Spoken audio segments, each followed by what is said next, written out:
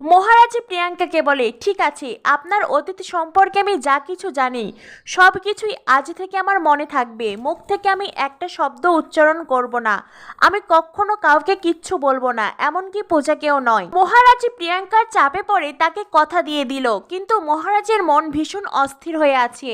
মহারাজ নিজেও জানে পূজার কাছ থেকে এই কথাগুলো গোপন করা অন্যায়। পূজা তার অর্ধাঙ্গিনী, পূজার অধিকার আছে মহারাজের জীবনের সব কথা জানার। এদিকে প্রিয়াঙ্কা মহারাজকে দিয়ে কথা আদায় করে নিয়ে মনে মনে ভাবতে থাকে, আমি জানি মহারাজ, তুমি যখন একবার কথা দিয়েছো সেই কথার মান তুমি রাখবে। এ কদিনে আমি তোমাকে এতটুকু চিনেছি, তুমি ভীষণ সহজ সরল, কিন্তু মহারাজ তুমি এখনো মানুষ চিনতে শেখোনি। এই বলে প্রিয়াঙ্কা অদ্ভুত একটা হাসি হাসে, আর তারপরে মহারাজকে বলে, মহারাজ যাও, এইবার গিয়ে তুমি সোমকে ডেকে নিয়ে আসো। তখনই মহারাজ গিয়ে সোমনাথকে ডেকে আনে। প্রিয়াঙ্কা সোমকে বলে, সোম, তোমার সঙ্গে আমার কিছু কথা আছে, কথাগুলো মন দিয়ে শুনবে।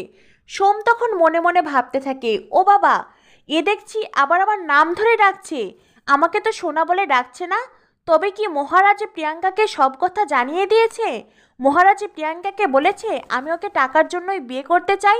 সোম প্রিয়াঙ্কাকে বলে, কি হয়েছে সোনা, তুমি কি আমাকে বিয়ে করতে চাও না? প্রিয়াঙ্কা তখন একটা একটা করে নিজের জীবনের সব সত্যি সোমকে জানিয়ে দেয়। প্রিয়াঙ্কা বলে, সোম, আমি গ্রামে থাকি, আমি গরিব বাবার মেয়ে, আমার বাবা কোনো হিরে ব্যবসায়ী বা আমি কোনো বড়লোকের মেয়ে নই। আর বাহিরে যেই মেয়েটিকে দেখলে ও আমার মেয়ে, মিস্ত্রি আমার মেয়ে সোমনাথ, আমার ভালোবাসার ফসল, আমি একজন অবিবাহিত মা।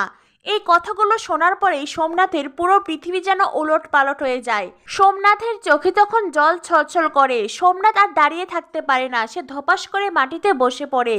প্রিয়াঙ্কা হাত জোর করে মহারাজের সামনে দাঁড়ায়।